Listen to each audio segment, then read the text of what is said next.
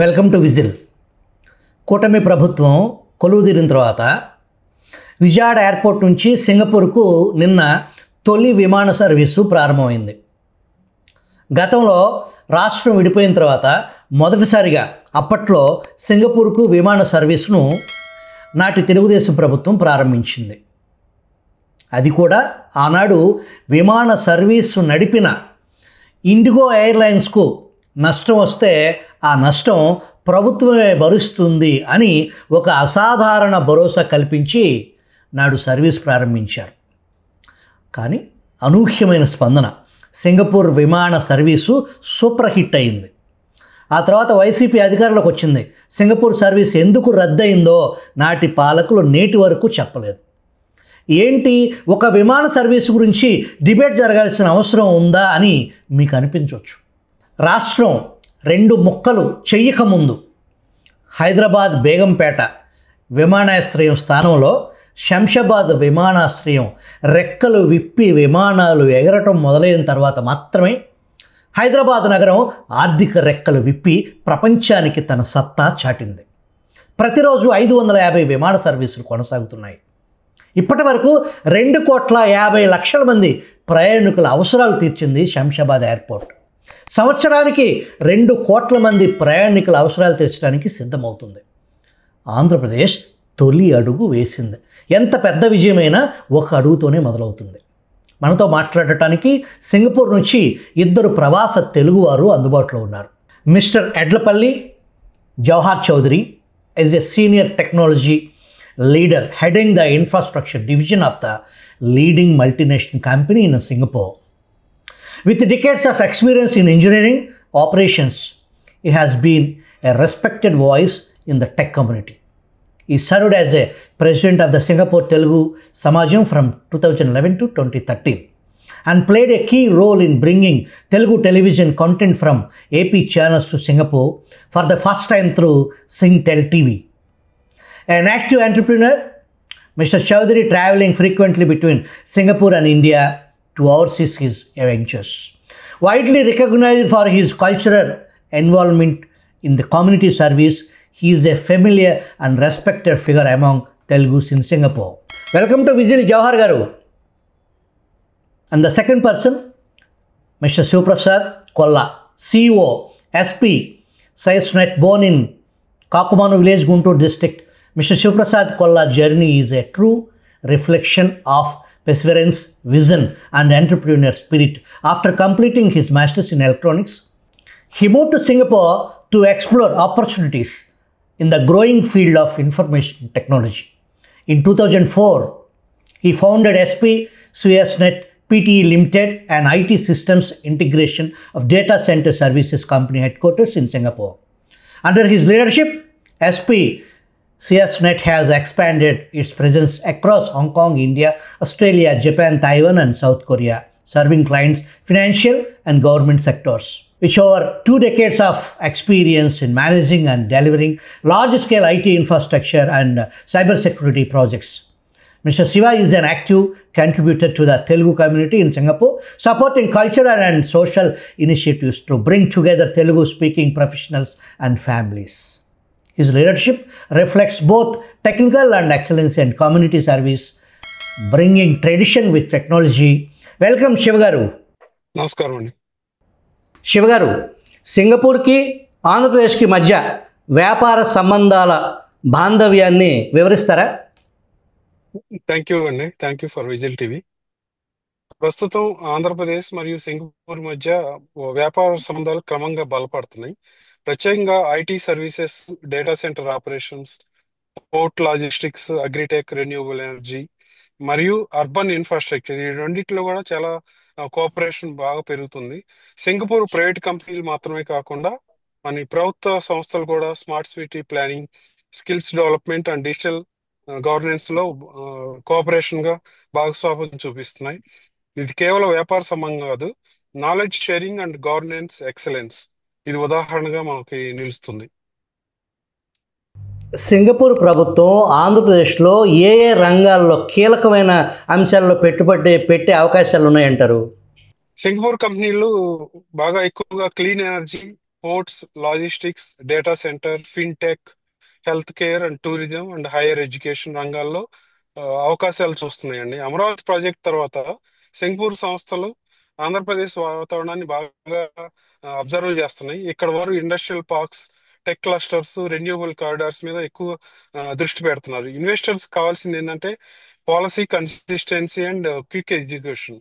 ఇవి ఉంటే మరింత ఆ, పెట్టుబడులు మనకు వచ్చే అవకాశం ఉంటుంది. సింగపూర్కి ప్రత్యేకించి ఆంధ్రప్రదేశ్ నుంచి ఏ రకాల ఉత్పత్తులు సేవల్ని అక్కడ వినియోగించుకునే అవకాశాలు ఎక్కువగా ఉన్నాయండి? ఆంధ్రప్రదేశ్ ఈజ్ అగ్రికల్చర్ బేస్డ్ అండి. సో ఆంధ్రప్రదేశ్ కి agriculture based and IT based exports రెండిట్లో చాలా అవకాశాలు ఉన్నాయి. మన technology team ruling the world now. Singapore నుంచి మొత్తం సౌత్ ఈస్ట్ ఏషియన్ రీజియన్ కి వ్యాపారం జరిగే కారణం బాగా కనపడుతుంది నాకు దీంట్లో. మన రాష్ట్రం నుంచి chillies, turmeric, aquaculture, processing food, అలాగే గ్రానైట్ అండ్ హ్యాండీక్రాఫ్ట్స్ బాగా ఎక్స్పోర్ట్ చేసే అవకాశం మనకి. సర్వీసెస్ వైపు చూస్తే software exports, cyber security, fintech services వంటి రంగాలు సింగపూర్కి మార్కెట్ బాగా సరిపోతాయని నేను అనుకుంటున్నాను. సింగపూర్లో వ్యాపార వాతావరణం ఆంధ్రప్రదేశ్లో వ్యాపార వాతావరణానికి భిన్నమైందా? ఒకవేళ భిన్నమైందంటే ఎటువంటి తేడా ఉందని మీరు గమనించారు? ఇక్కడ బిజినెస్ ఎన్విరాన్మెంట్ చాలా స్ట్రక్చర్డ్ గాను, complaints driven and process driven లో ఉంటుందండి సింగపూర్ లో. అక్కడ policy consistency, corruption free system, accountability ఇవి చాలా బలంగా ఉంటాయి మనకి ఈ సింగపూర్ లో. ఆంధ్రప్రదేశ్ లో మాత్రం land cost advantage, man power availability వంటి అప్రూవల్ ప్రాసెస్, టైమ్ లైన్స్, మరి ఇన్ఫ్రాస్ట్రక్చర్ రెడీనెస్ వీటిలో బాగా మెరుగుపడాలి.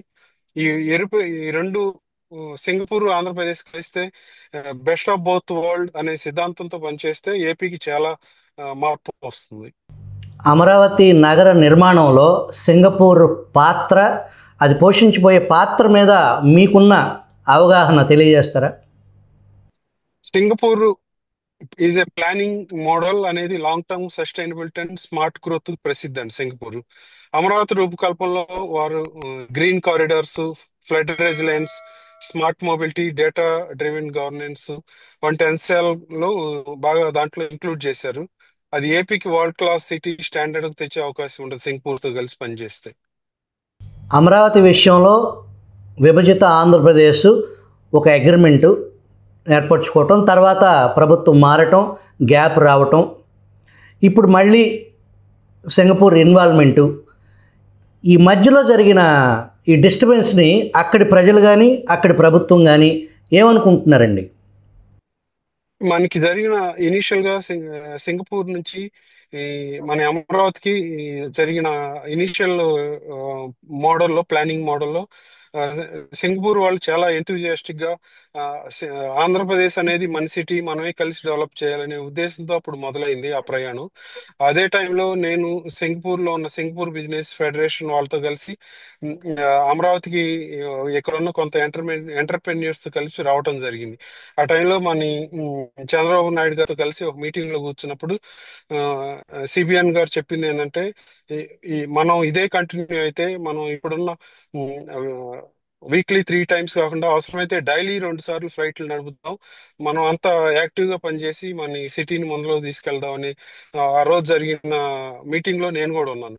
కానీ అన్ఫార్చునేట్ గా అక్కడ ఆ డిస్టర్బెన్స్ జరగటం వల్ల ఇక్కడ గవర్నమెంట్ దాన్ని అబ్జర్వేషన్ లో పెట్టుకున్నారు. అంటే నెక్స్ట్ గవర్నమెంట్ లో అది కంటిన్యూ అవ్వలేదు. కానీ మళ్ళీ మొన్న సిబిఎన్ గారు సింగపూర్ వచ్చినప్పుడు కూడా ఆ రోజు జరిగిన డిస్కషన్స్ లో సింగపూర్ గవర్నమెంట్ దాన్ని will observe some time and then will proceed అనే ప్రాసెస్ లో ఉన్నారు. కానీ రీసెంట్ గా ఇప్పుడు సిఐ సమిట్ వైజాగ్ లో జరుగుతుంది. దాంట్లో జరిగిన ఎంఓఈస్ కానీ కోఆపరేషన్ కానీ చూస్తే సింగపూర్ టీం కూడా మళ్ళీ యాక్టివ్ గా ఇన్వాల్వ్ అయ్యి దీన్ని ముందులో తీసుకెళ్లే ఆలోచనలో ఉన్నారు. This is one of the good sign అండి దీనికి.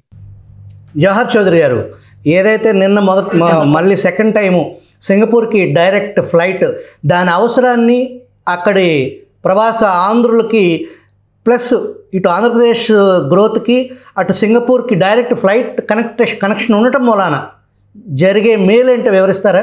ప్రత్యేకంగా చెప్పడానికి ప్రభుత్వ పరంగా ఎంత లాభం ఉంటుందనేది మనం చాలా చిన్న విషయం అనుకోవాలి. మనం చెప్పే విషయం కానీ ప్రజలకి ఏంటి, ఆంధ్ర ప్రజలకి ఏంటి, లేదా సింగపూర్లో ఉన్న తెలుగు ప్రజలకు ఎంతవరకు ఉపయోగకరం అనేది చెప్పాలంటే దానికి ఒక కొలమానం లేదు. అంత గొప్పగా ఇది ఉపయోగపడుతుంది, అంత మంచిగా ఉపయోగపడుతుందని ఖచ్చితంగా చెప్తాం ఎవరైనా.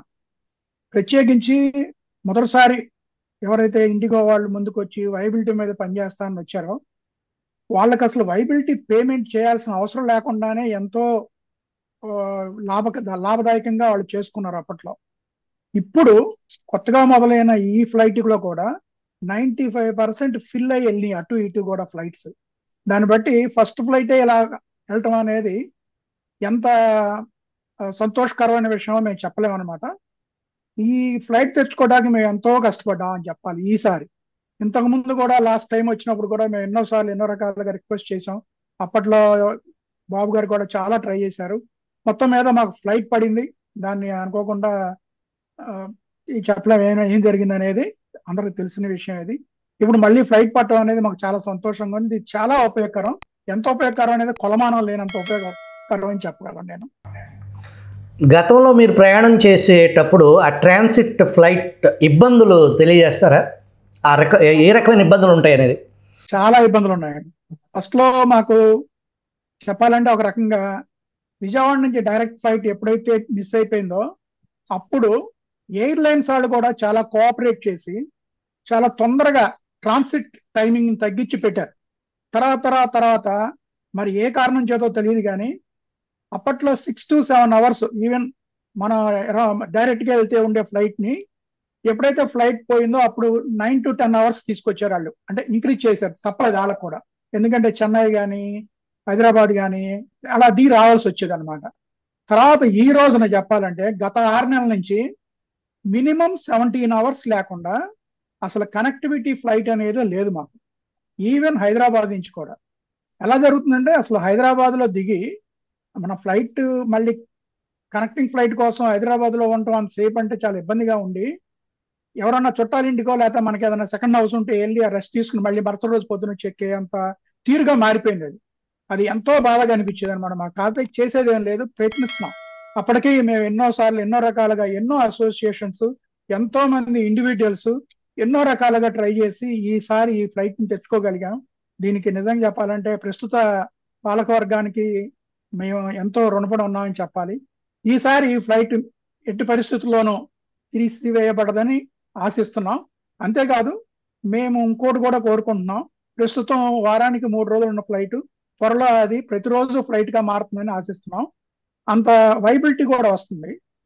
అది మీరు ప్రజల గురించి అడిగారు కానీ యాక్చువల్గా ఈ ఫ్లైట్ అమరావతికి కానీ లేదా ఆంధ్రప్రదేశ్కి కానీ ఎలా ఉపయోగపడుతుందంటే ఎంతో మంది డిగ్నిటరీస్ బిజినెస్ పీపుల్ ఇప్పుడు అమరావతి రావాలంటే ఏదర్ వెస్ట్రన్ నుంచి మీకు ప్రత్యేకంగా వాళ్ళు చాలా డిస్టెన్స్ ప్లేస్ నుంచి దిగి అక్కడి నుంచి మళ్ళీ క్యాచ్ చేసి విజయవాడ రావాల్సి వస్తుంది. కానీ సింగపూర్ ఏంటంటే Singapore main hub for world travel through air అనమాట. దాని మీద చాలా మంది సింగపూర్ వచ్చి ట్రాన్సిట్ తీసుకుంటూ ఉంటారు. ఆ ట్రాన్సిట్ తీసుకునటంలో మళ్ళీ చెన్నై వెళ్ళి చెన్నై నుంచి విజయవాడ రావటం అంటే అది ఎవరికైనా కూడా అన్ని సార్లు ట్రాన్సిట్ తీసుకోవడం అనేది మాకు ఇండివిజువల్ గానే ఇబ్బంది ఉన్నప్పుడు నెలకు 2 సార్లు తిరిగే బిజినెస్ పీపుల్కి ఇంకెంత ఇబ్బందిగా ఉంటుంది. ఎందుకు ఇంట్రెస్ట్ ఉంటుంది అక్కడికి వచ్చి పని చేయడానికి? అట్లాంటి కనెక్టివిటీ లేని కంట్రీకి కనెక్టివిటీ లేని సిటీకి ఎవరు వస్తారు చెప్పండి? ఇది ఆ విధంగా అమరావతికి ఎన్నో 100 రెట్లు ఉపయోగపడుతున్నాయి. 100% నేను చెప్పగలను. అంతేకాదు ఈ కనెక్టివిటీని నేను చెప్పినట్లుగా 3 రోజుల నుంచి 6 రోజులకో 7 రోజులకో పెంచే ఏదైతే నేను కోరుకుంటున్నానో అది తొందరగానే ఫలిస్తుందని అనుకుంటుంది కూడా ఆ కారణంగానే. ఈ డిగ్నిటరీస్ లేదా బిజినెస్ పీపుల్ ఎవరైతే ట్రావెల్ చేస్తారో వాళ్ళ వాల్యూమ్ కూడా పెరుగుద్ది ఆటోమేటిక్గా ఒకసారి కనెక్టివిటీ మొదలైనాక. సో సింగపూర్ వచ్చి డైరెక్ట్ మన అమరావతికి దిగేవాళ్ళు ఓన్లీ మేమే కాకుండా అక్కడి నుంచి ఇక్కడికి వచ్చి మేము ఉంటున్న మేమే కాకుండా ఈ విధంగా వరల్డ్ వైడ్ నుంచి వచ్చేవాళ్ళు కూడా ఆ కనెక్టివిటీ ఫ్లైట్ను ఉపయోగించుకుని చాలా ముందుకు తీసుకెళ్తారని ఆశిస్తున్నాను నేను.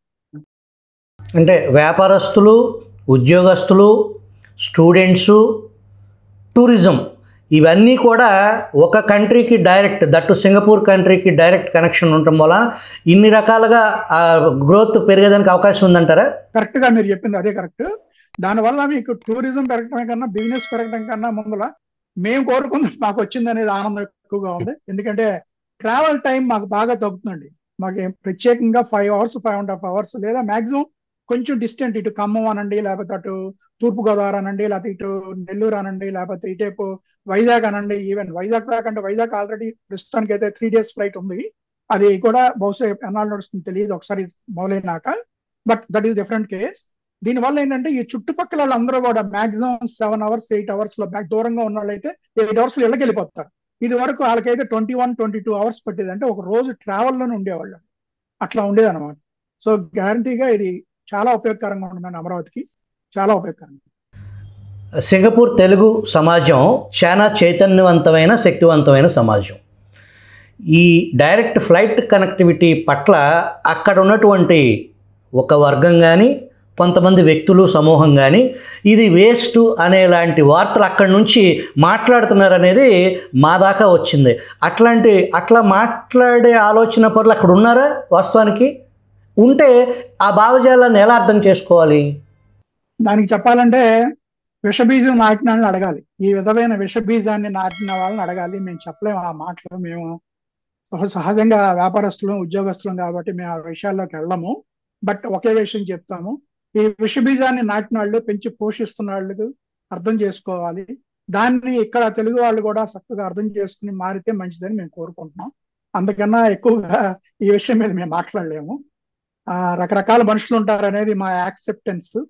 మేము ఆంధ్ర లేకపోతే తెలంగాణ అనుకోము. మేము మా వరకు తెలుగు వారిగా మేము మిమ్మల్ని చెప్పుకుంటాం. మేము అందుచేత అందరినీ సమానం చూడాలి, అందరం కలిసిమెలిసి ఉండాలి అనేది మా ఆశయం. విద్య, హెల్త్ కేర్, టూరిజం ఈ రాష్ట్రానికి ఆ దేశంతో డైరెక్ట్ కనెక్టివిటీ ఫ్లైట్ కారణంగా ఈ 3 రంగాల్లో ఎటువంటి పురోభివృద్ధి సాధించడానికి అవకాశం ఉందంటారు? చాలా అవకాశాలు ఉన్నాయండి. మీరు చెప్పినట్టు టూరిజంకి అయితే మాత్రం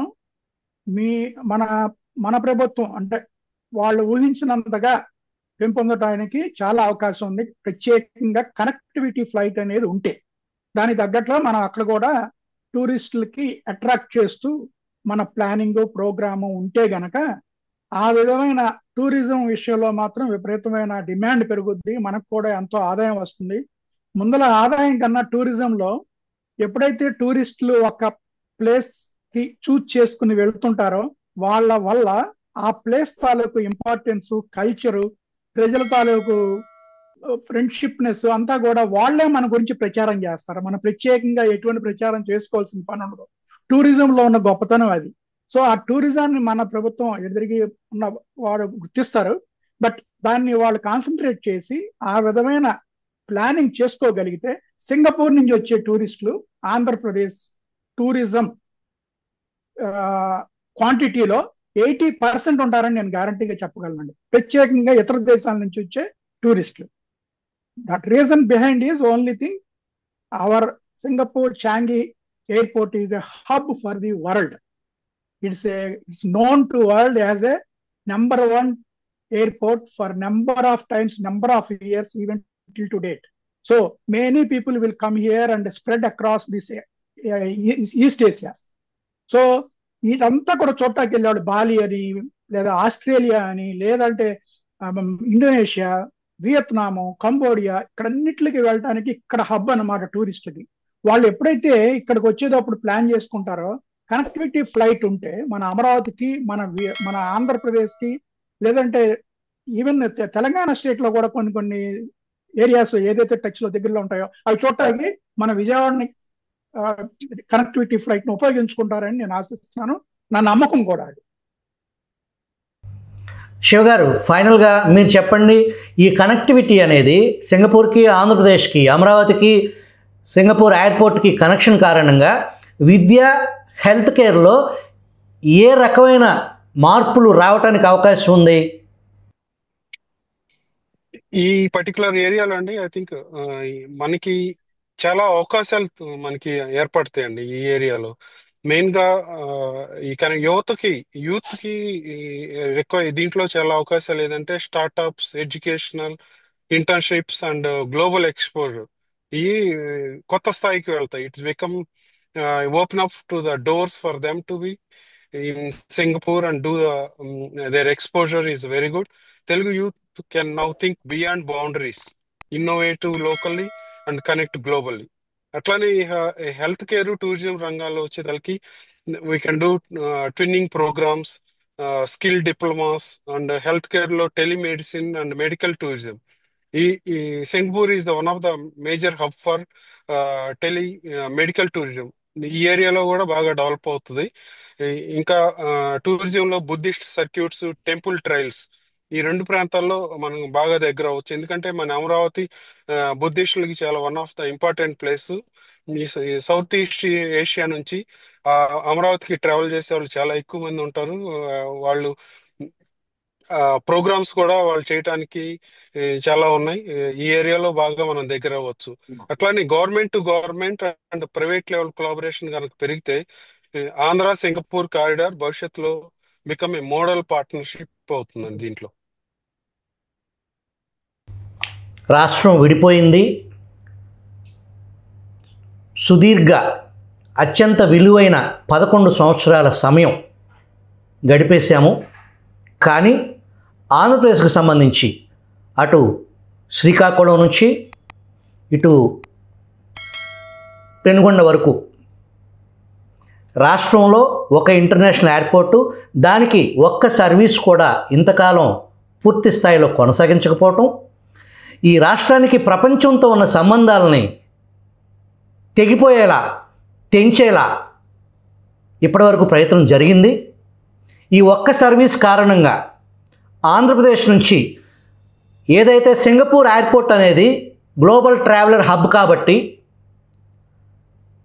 ఈ అమరావతి నుంచి, ఈ విజయవాడ ఎయిర్పోర్ట్ నుంచి సింగపూర్ కనెక్టివిటీ ద్వారా ప్రపంచం మొత్తానికి చేరువయ్యేలాగా జవహర్ చౌదరి గారు చెప్పినట్టు ఇది 3 రోజులు వారంలో 3 సర్వీస్ నుంచి 7 కాదు, ప్రతిరోజు నంబర్ ఆఫ్ సర్వీసెస్ పెరిగేలాగా ప్రపంచంలో ఎక్కడి నుంచి ఎక్కడికి ట్రావెల్ చేయాలన్నా త్రూ ఎయిర్పోర్ట్ ద్వారా సింగపూర్ అనే ఎయిర్పోర్టు ఆంధ్రప్రదేశ్ సమాజానికి వారధిగా నిలుస్తుంది అని నమ్ముతూ మీరు సండే అయినా ట్రావెల్లో ఉండి మీ స్కెడ్యూల్స్ని కొంచెం విజిల్ ప్రేక్షకుల కోసం మీ విలువైన సమయాన్ని ఇచ్చినందుకు మీకు విజిల్ ప్రేక్షకుల తరపున హృదయపూర్వక కృతజ్ఞతలు శివగారు అండ్ జవహర్ గారు. Thank you very much.